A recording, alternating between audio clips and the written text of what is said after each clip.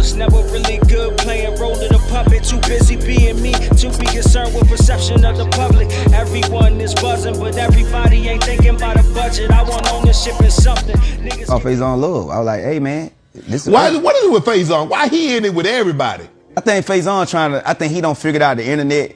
He trying to get his name out there. He trying to get his name.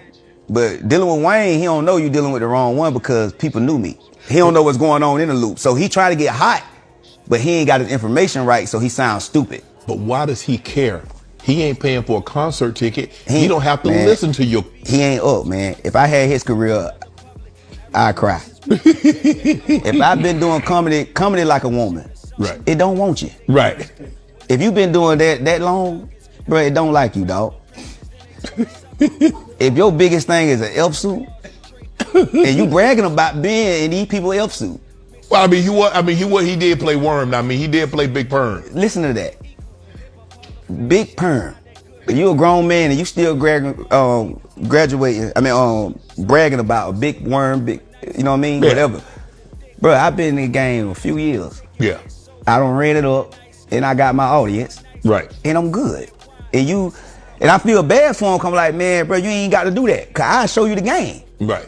I show you the game. You know what I'm saying? Every comedian I get around, listen, man, you Faizon love, get on here and do this and that. Start doing skits of this. I'm gonna show you the game, but you don't got to. He trying to bad about But you. I don't get mad because at the end of the day, when you up like this and you get so much love, the hate got to come with it. Hey, it's your boy James TV. We're back with another video for the channel, and I really just don't understand the podcast beef. I don't understand podcast rapper beef, rapper versus podcast beef. I think that it's gone on long enough in these last couple of years. I think it's quite silly, based upon everything that has happened. I see something with a back and forth about with Troy Ave and Uncle Murder, and I feel like Troy Ave's been going back and forth with a lot of people since he's gotten into the industry. Not to say that it's all necessarily his fault. I do believe that someone who will respond will become a target for multiple people. It's just like targeting Joe Budden. Eventually he'll say something back. Or saying something crazy about Envy or Charlamagne, they're gonna say something back. More oftentimes than not, men seem to not always take the high road. Sometimes the ego get involved, your pride gets involved. Somebody says something and you're going to respond. And it's just human nature. How long am I going to let something go on before I check it, before I respond to it, before I make it a thing? Now, these are some of the things that I just don't understand. We shouldn't always respond to everything we see and hear, especially if it holds no actual merit to our real life. People have gotten away with and gotten to the point that consequences be damned. Even if the bag's are in jeopardy, nothing really matters except responding and checking somebody for what you deem as their ignorance.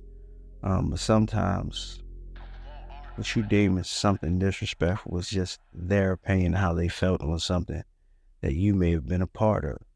So we can't always respond to everything. Sometimes we must take the high road now. And a lot of these cases, look at what happened in the Troy Ave / Taxstone situation, okay? Look at what happened the multiple times that Casanova responded to 6ix9ine, right? What people don't realize is that when those things happen, they happen. We can't always respond. Sometimes you respond to a clown, you become a clown, right? Now, I don't even know the details between this Uncle Murder and Troy Ave situation, but I don't even want to get into it. I don't even want to find out because it seems repetitive over and over and over again. Either he says something they don't like and they target him, or they say something he don't like in the case of Taxstone. And Troy Ave's like, I'm on your ass. And then it don't stop there because like people are saying that after the thing was started, Taxstone just kept going and then he kept going. And again, look at what all that pride cost. Somebody lost their life, Taxstone in jail, and Troy Ave's career has not been the same. So was it all worth it? No.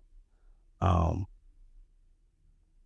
believe even Mav Hoffa and Taxstone had some type of issue with each other. I just don't understand it. And look at Mav Hoffa now. He stopped responding. He went on minding his business. I wish he would do that with the case of Sirius Jones. Let it go, man. Even the stuff with Charleston White, man, just let it go. Because at this point, you got a bag, you got a platform. See how Joe, Queens Flip, and Mav Hoffa can work together despite differences or, things like that, or minor little spats in the past. I wish that Joe, Roy, and Maul could do the same thing, but that's different. That's a totally different situation, but there's no need for continuous pod on pod banter, rapper on rapper banter, rapper on podcast, vice versa. It just makes no sense, man. But that is my thoughts for today. Shims TV out, man. Live long, prosper,